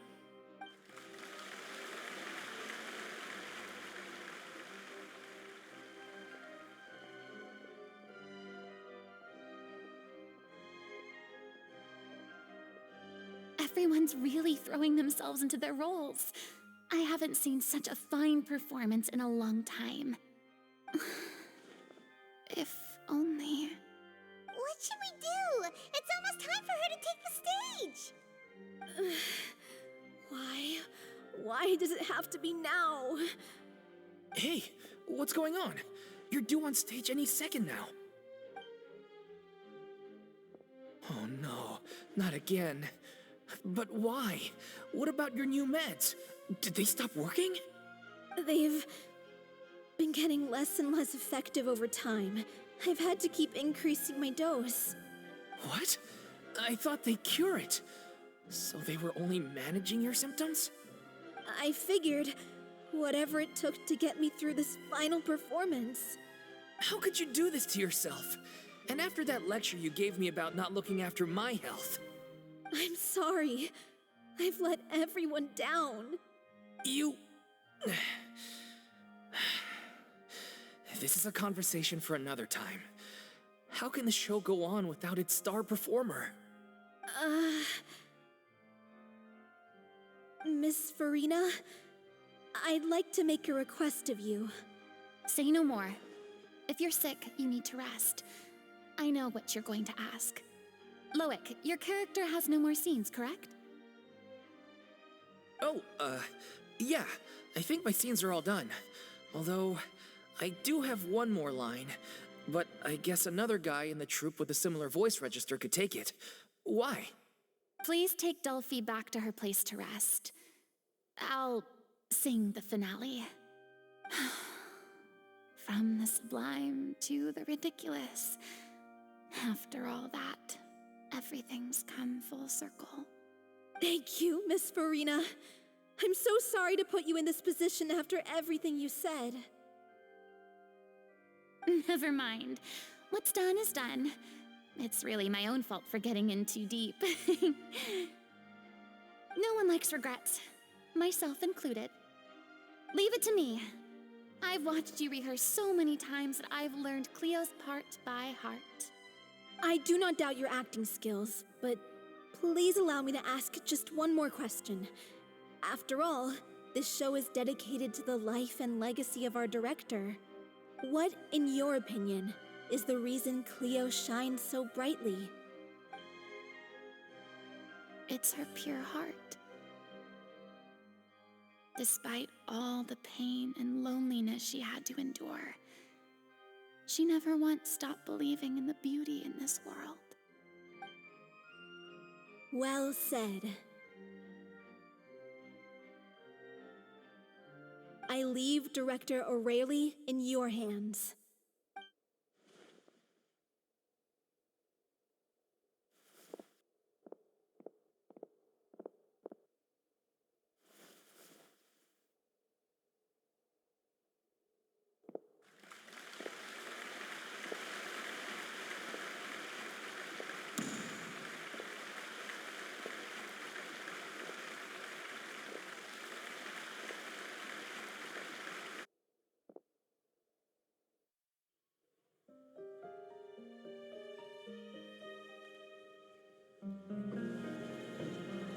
Is she here yet? When will she get here? She's not coming! You're wrong. She's here.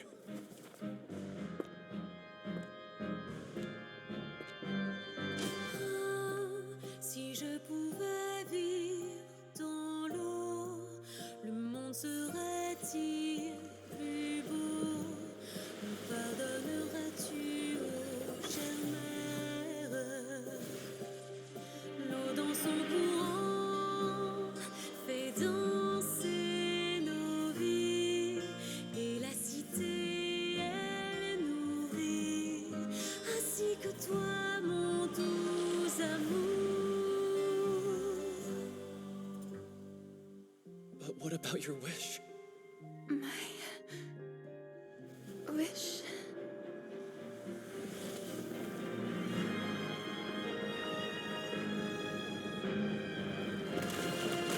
If you become human, you can reveal your secret to no one.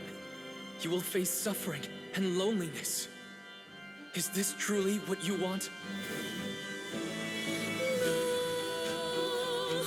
Le grand amour ne suffit pas, seul un adieu fleurira. C'est notre histoire de vie, douce et amère. Moi, je suis seule et toujours là, à voir le monde et s'inventer. Et ça ne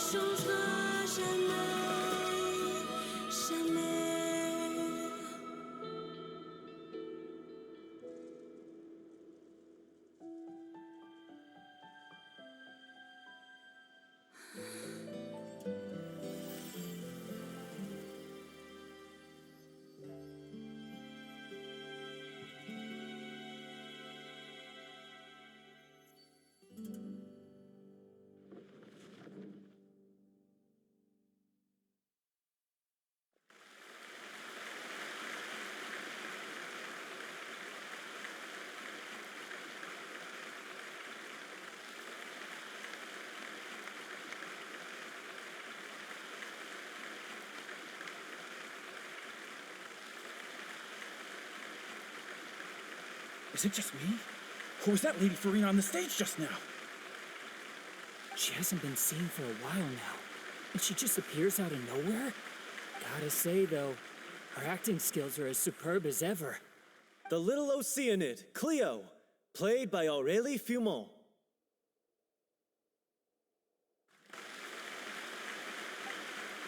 Wait, that's not her name. What's going on? I don't know. Maybe it's just a doppelganger. I've spent a lot of time out of the spotlight, and they didn't use my name during the curtain call either. Hopefully, not too many people recognized me. It's too bad that I had to break the one clear rule I'd managed to make for myself, even if I had no choice. Still, I have to admit that, despite everything, it felt good to be back on the stage again. Finally, we would like to give a special thanks to our artistic consultant and event coordinator, Miss Furina.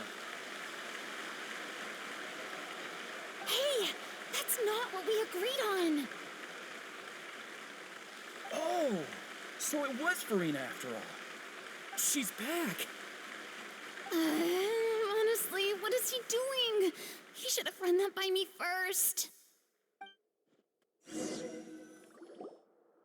All right, calm down, don't be mad. This was a group decision. We just didn't want your contributions to go unacknowledged. After all, it's been the rule in Fontaine since ancient times that everyone's work, visible or invisible, is equally deserving of recognition. Yes, I know the rule, but it should still be applied on a case-by-case basis. I wasn't ready for this yet. It's no big deal. What's the worst that could happen? Oh, yeah? Well, since you think it's so easy, you can sign them for me. This is a great chat and all, but can we talk about that crazy thing that happened during the show? It nearly gave Paimon a heart attack. Paimon flew over to where she was supposed to be and was about to drop the prop vision, and then suddenly, a real one popped out of thin air! Oh, that. I've got no idea what happened there either. But hey, it worked pretty well, didn't it? I'll bet the audience has never seen such a realistic prop. Wait, what about Dolphy? I wonder how she's doing. Oh, let's go check on her as soon as we finish clearing the stage. Yes. Plus, she'll definitely want to hear how the end of the show went. If nothing else, we can safely say that we accomplished what we set out to do.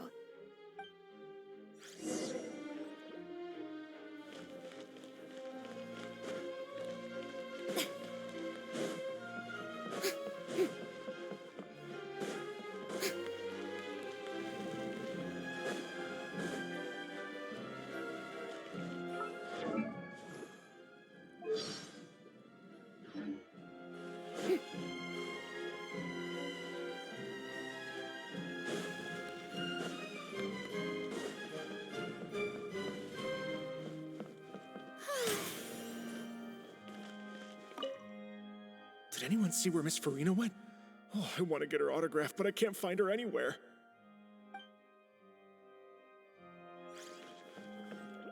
I thought Cleo's actress sang very well. Why did they swap her out at the end? I don't know. Maybe that's just how it was scripted.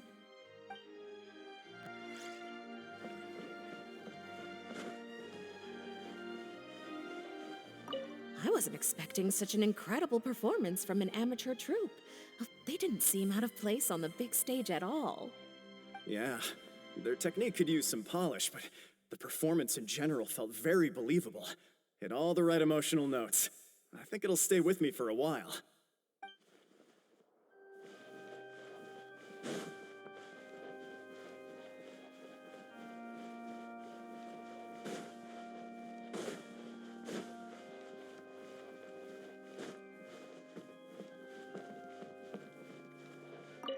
What a surprise, seeing Miss Furina on the stage. This ticket was money well spent. Yeah, I agree. Say what you want about her, but she's flawless when she's on stage.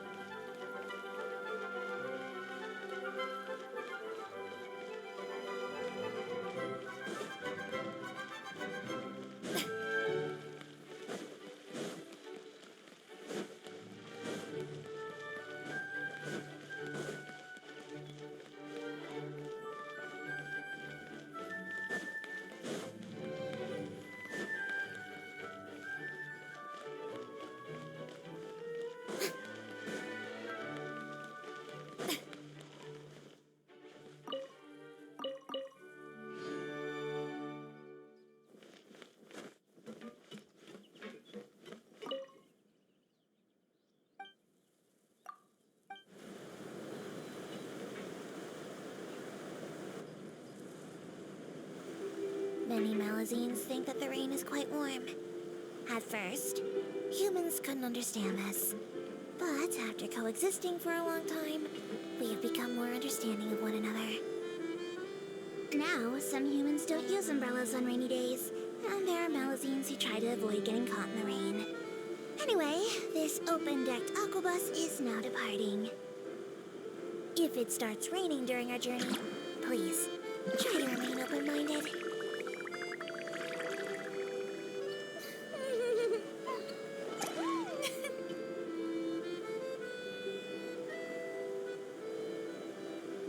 I was planning to take the day off today due to a toe sprain. Before I was reminded that Malazines don't actually have toes. Sometimes I think the human body is much better suited to working life than that of the Malazine.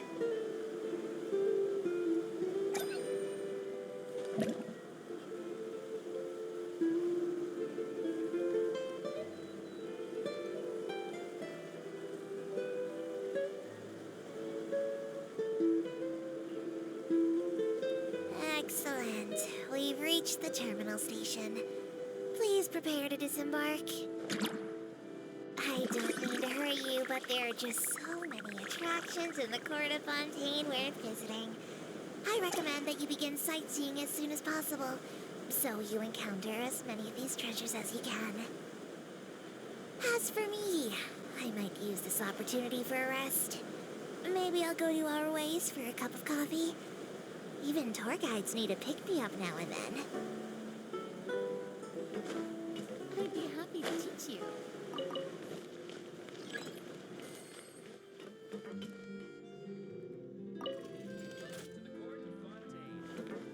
Watch your step.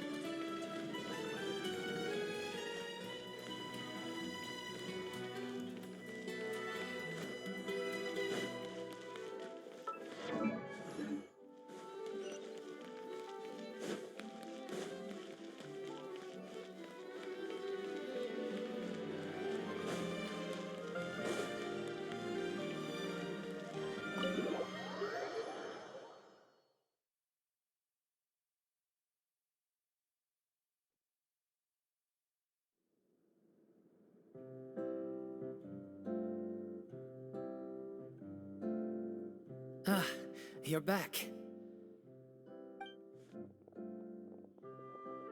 She's doing okay.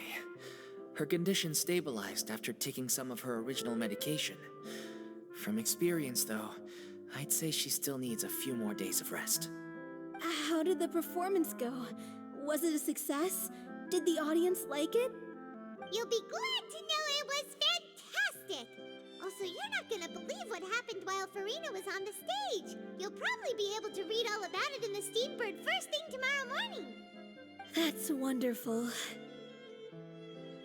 I'm so sorry I failed to see it through to the end. I guess I was wrong to try and tough it out to begin with. Don't worry about it. Like they told me after announcing my name during the curtain call, everyone's work deserves recognition. Even though you couldn't see it through to the final scene, the audience was very impressed by your performance. It's safe to say that you made your mark on this memorial show. Well, one way or another, we did it. I've had bad luck ever since I was born, so I never expect things to go smoothly in life. I'm just happy to know that we went out on a high note. That's all that matters. Blaming your bad luck again, are we? Maybe if you didn't push yourself past your limits so much, your illness wouldn't be flaring up all the time. Oh, don't you start. I don't have the energy to argue with you right now. Aw, you two clearly care about each other. I don't know what you're talking about. You mean we never stop arguing with each other?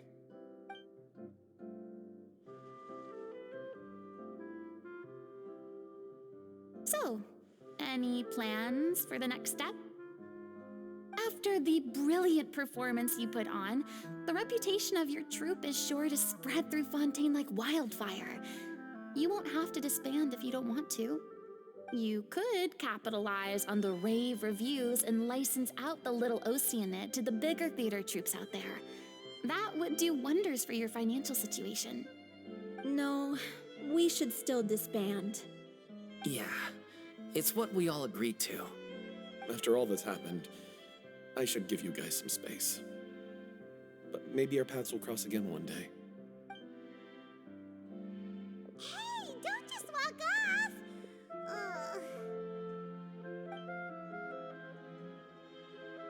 I still want to keep performing, so I might join another troupe.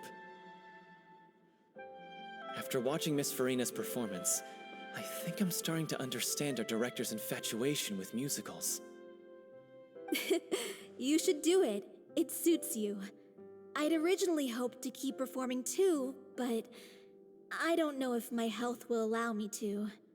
Oh, so now you finally got your priorities in order. I guess I'll hold off until you've properly recovered as well. What about you, Miss Furina? Any future plans? Well, frankly, I think a return to obscurity is no longer an option for me.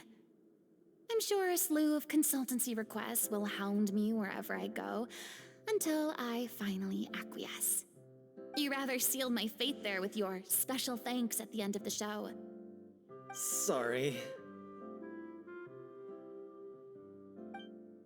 It's quite all right.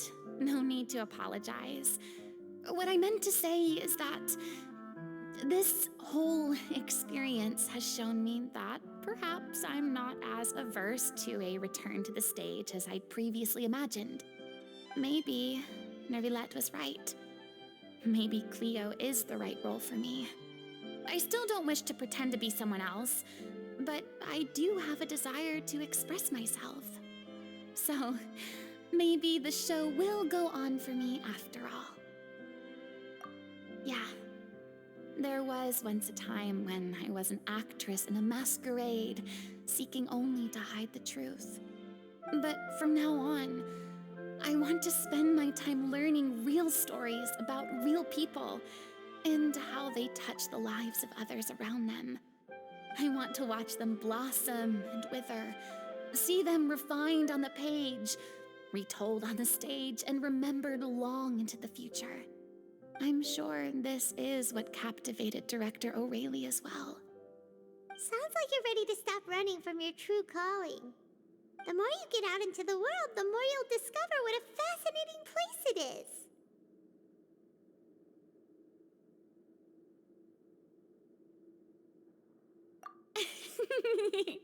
Then it's a deal. If a vision is a gift from the gods, then I should do my best to honor it.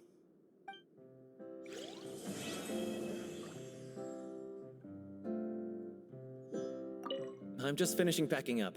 As soon as I'm done, I've got an interview with the Steambird to get to. Thanks to all your help, this show was more perfect than we ever could have hoped for. But most of all, I want to thank you for giving me the chance to finally say farewell to O'Reilly. I mean, of course I have some regrets, but There'll be plenty of opportunities in the future for us to tell the stories that we want on stage.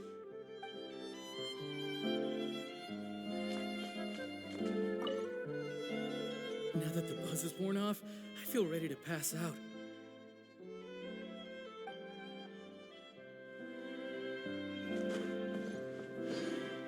Thank you so much. I feel like I've rekindled the passion I had when I first joined the troupe. It might turn out to be too little, too late for me, but still, this has been the experience of a lifetime.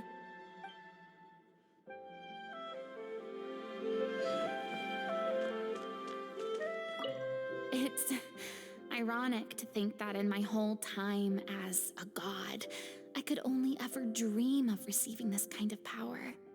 And now that the gods have given me their blessing, it actually feels more like I'm finally able to take my fate in my own hands.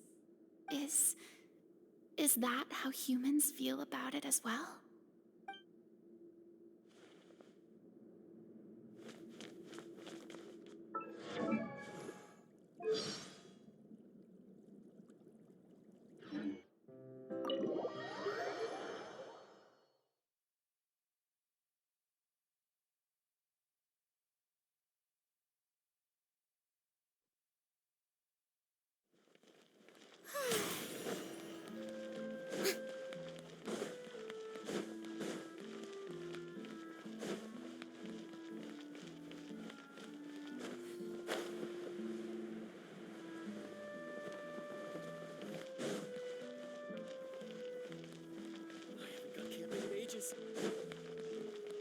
I guess.